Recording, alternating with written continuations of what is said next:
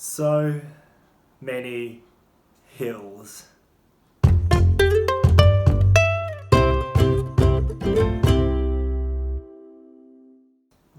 Day 32 pretty much picked up where day 31 left off. So I just made it out of the Wandallah Creek Conservation Park and started to trek through some mountains, some big, long, green, grassy mountains that just kept going up and down until I got to the Wandallah Creek campsite. And I got up this morning and set off again and didn't actually realise how crazy the terrain was going to be. So it was only a 14-kilometre day until I got here to Burra. So you mentally think 14 kilometres, what's that compared to doing 30 the day before? But it was pretty mental, and the hills just kept on going up and down and up and down and up and down, pretty much all the way until I got here to Burra.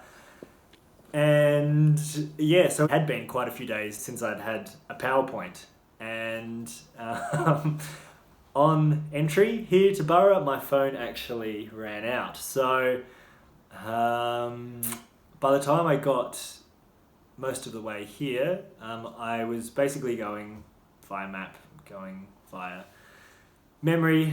I had done a little bit of walking around here before, and yeah, so by the time I got into the city centre, phone was completely dead. I couldn't quite remember where I was staying. I'll give you a little bit of a rundown about the Peppers, which is where I am at the moment, probably in tomorrow's video, but thank you to Mary Louise who set me up here for tonight. And I had to find a PowerPoint, so yeah, managed to get one of them, and also managed to get some chips and gravy, and also managed to get a lime thick shake, which was pretty good. And then found where this place is on Google Maps, so thankfully now I am here.